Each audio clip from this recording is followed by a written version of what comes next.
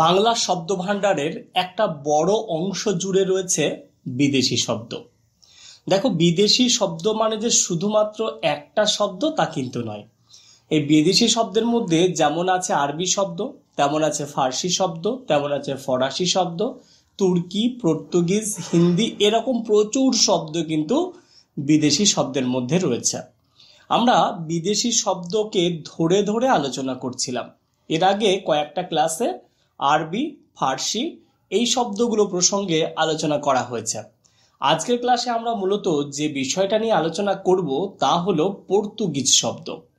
পরীক্ষার প্রশ্নপত্রে পর্তুগিজ শব্দভাণ্ডার থেকে শব্দ কিন্তু আসতে পারে, তাই আমার মনে হয়েছে যে শব্দগুলো খুব বেশি গুরুত্বপূর্ণ সেগুলোকে প্রত্যেকটা বর্ণ বা অক্ষর অনুযায়ী সাজানো, যাতে তোমরা খুব সহজেই আত্মস্থ করতে পারো যে পর্তুগিজ শব্দ কোনগুলো। চলো তাহলে প্রথমে পর্তুগিজ শব্দ সম্পর্কে একটা ধারণা তৈরি করি। আমরা প্রথমে চলে আসব একদম অ দিয়ে শুরু যে শব্দগুলো রয়েছে। দেখো, অ নেই, সাধারণত আ দিয়ে শুরু হয়েছে, যেমন আচার, আতা, আনারস, আয়া, আলকাত্রা, আলপিন, আলমারি, আলু। লক্ষ্য করো, আচার, আতা, আনারস, আয়া, আলকাত্রা, আলপিন, আলমারি, আলু। আচ্ছা, ই দিয়ে ইংরেজ, ইস্পাত, স্ত্রী। এরপরে এ দিয়ে এন্তার, ও দিয়ে ওলন্দা। তাহলে দেখো, স্বরবর্ণ দিয়ে মোট এই কটি শব্দ রয়েছে পর্তুগিজ। এর বাইরে কয়েকটা থাকতে পারে, সবগুলো আমি সংগ্রহ করে উঠতে পারিনি। এরপরে আমরা ব্যঞ্জন বর্ণ দিয়ে দেখি, যেমন ক দিয়ে কপি, কাতান, ক্যানেস্তারা, কামিজ, কাফরি, কাবাব মানে কাবার, কামরা, কিরিচ, কেদারা, কেরানি।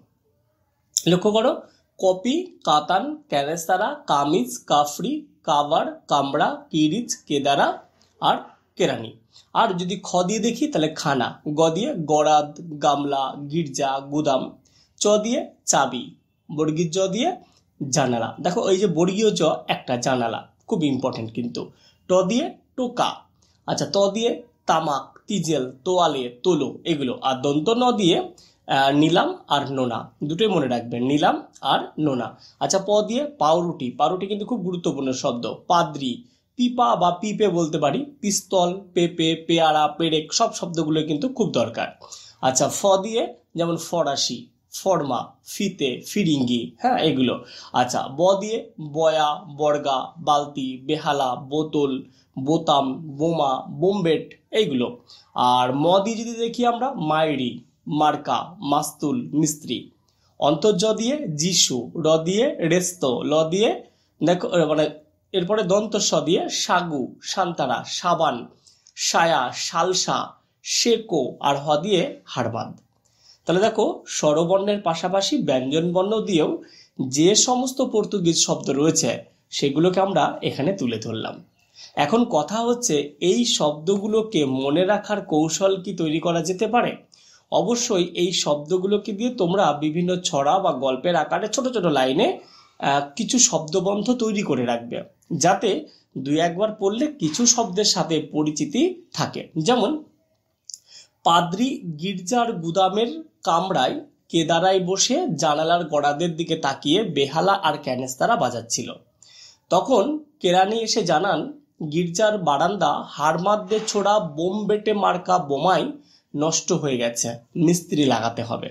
দেখো, এগুলো মনে রাখবে, অনেকটা কি বলবো তোমাদের সহজ করে মনে রাখাটার জন্য। কেমন? পাদ্রি গির্জার গুদামের কামরায় কেদারায় বসে জানলার গড়াদের দিকে তাকিয়ে বেহালা আর ক্যানেস্তারা বাজাচ্ছিল। তখন কেরানি এসে জানান, গির্জার বারান্দা হাড়মাদদের ছোড়া বোমবেটে মার্কা বোমায় নষ্ট হয়ে গিয়েছে, মিস্ত্রি লাগাতে হবে। লক্ষ্য করো, এই যে পাদ্রি, এই যে গির্জা, এই যে গুদাম, এই যে কামরা, এই যে কেদারা, এই যে জানালা, গড়াদ, হ্যাঁ, বেহালা, ক্যানেস্তারা, কেরানি, আচ্ছা হাড়মাদ, বোমবেটে, তারপরে বোমা, মিস্ত্রি, এগুলো সব কিন্তু পর্তুগিজ শব্দ। আচ্ছা চলো, আর একটা সহজসাধ্য তোমাদের জন্য ছড়া দেখে নিই। যেমন, ফরাসি ফিরিঙ্গি সাহেব ইংরেজদের বর্গাখানা নিলাম করে। দেখো, ফরাসি ফিরিঙ্গি সাহেব ইংরেজদের বর্গাখানা নিলাম করে ফার্মা ফিতার বোতাম লাগানো কাতান কামিজ কেনেন। ফার্মা ফিতার বোতাম লাগানো কাতান কামিজ কেনেন। তার মানে এই যে ফরাসি ফিরিঙ্গি, তারপরে দেখো এই যে ইংরেজ বর্গা, খানা, নিলাম, ফার্মা, ফিতা, বোতাম, কাতান, কামিজ, এগুলো কিন্তু সব পর্তুগিজ শব্দ। ঠিক আছে। আচ্ছা, এবার যদি আমরা একটু অন্যভাবে দেখি, মানে একটু অন্যভাবে, আমরা সাধারণত কি সবটা যে বাস্তবের সাথে মিল হতে হবে এমন নয়, তুমি মনে রাখতে পারলেই হবে। আচ্ছা, পরেরটা যেমন শান্তারা আয়া চাবি দিয়ে টোকা মেরে আলকাতরা রঙের স্পাতের আলমারি খুলে। দেখো, আলকাতরা রং সাধারণত কেউ বলে না, কালো রং বলে, তবু আমরা যেহেতু ছন্দ মেলাবো এই জন্যই বলছি শান্তারা আয়া চাবি দিয়ে টোকা মেরে আলকাতরা রঙের স্পাতের আলমারি খুলে।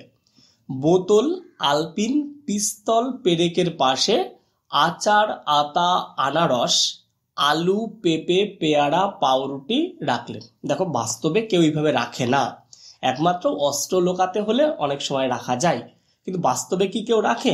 রাখে না। কিন্তু আমরা যেহেতু মনে রাখার জন্য একটা কিছু তৈরি করছি, তাই এইভাবেই সাজিয়েছি। কেমন? শান্তারা আয়া চাবি দিয়ে টোকা মেরে আলকাতরা রঙের আলকাতরা রঙের স্পাতের আলমারি খুলে। বোতল, আলপিন, পিস্তল, পেরেকের পাশে আচার, আতা, আনারস, আলু, পেঁপে, পেয়ারা, পাউরুটি রাখলেন। তাহলে এখানে দেখো এই যে শান্তারা, আয়া, চাবি, টোকা, আলকাতরা, হ্যাঁ, ইস্পাত, আলমারি, বোতল, আলপিন, পিস্তল, পেরেক, আচার, আতা, আনারস, হ্যাঁ, আলু, পেঁপে, পেয়ারা, পাউরুটি, এগুলো সব কিন্তু পর্তুগিজ শব্দ হয়েছে। আচ্ছা, এরপরে আরো একটা ছড়া তোমাদের জন্য তৈরি করেছি। যেমন দেখো, ওলন্দা এন্তার যিশুর সাথে তামাক টেনে গামলায় সাবান তোয়ালে নিয়ে বালতি হাতে নোনা জলে স্নানে গেলেন। মনে করো এখানে একজন যিশু একজনের নাম, ইনি আমাদের দেবতা নন, ইনি একজন ব্যক্তি, সাধারণ ব্যক্তি হিসেবে তুলনা করা হচ্ছে। কি বলছি? ওলন্দা এন্তার যিশুর সাথে, মানে ওলন্দা এন্তার একজনের নাম মনে করো, সে যিশুর সাথে তামাক টেনে কি করেছে না গামলায় সাবান তোয়ালে নিয়ে বালতি হাতে নোনা জলে স্নানে গেলেন। তাহলে এখানে দেখো এই যে ওলন্দা এন্তার যিশু, তামাক, গামলা, সাবান, তোয়ালে, বালতি, নোনা, এইগুলো কিন্তু সব তোমাদের জন্য পর্তুগিজ শব্দ। দেখো, এই যে চারটে ছড়া বলতে পারো, শ্লোক বলতে পারো, গদ্যাংশ বলতে পারো, গদ্যের লাইন বলতে পারো, যেভাবেই বলি না কেন, ছন্দবদ্ধ রচনা বলতে পারো, এইগুলো যদি আমরা বারবার একটু করে পড়ে রাখি না, কিছু শব্দ তো মনে থাকবেই থাকবে। আর এটুকু বলতে পারি, ওপরে যে পর্তুগিজ শব্দগুলো পড়লে না, তার প্রায় 70% এখানেই কিন্তু রয়েছে, প্রায় 70%-এর বেশি শব্দ কিন্তু এই ছন্দবদ্ধ রচনাগুলোর মধ্যে রয়েছে। তাহলে এইগুলো আমরা ভালো করে পড়ি, আর এর পাশাপাশি উপরে যে আমরা প্রত্যেকটা বর্ণ অনুযায়ী যে পর্তুগিজ শব্দগুলো দেখলাম সেগুলোকে পড়ব। যাই হোক, আজকের ক্লাসটা এখানেই শেষ করছি। দেখা হচ্ছে আগামী দিন আবারও অন্য কোনো নতুন আলোচনামূলক ক্লাস নিয়ে। ততক্ষণ তোমরা ভালো থাকো, সুস্থ থাকো, তোমাদের এই চ্যানেলকে ভালোবেসে চ্যানেলের সাথে জুড়ে থাকো।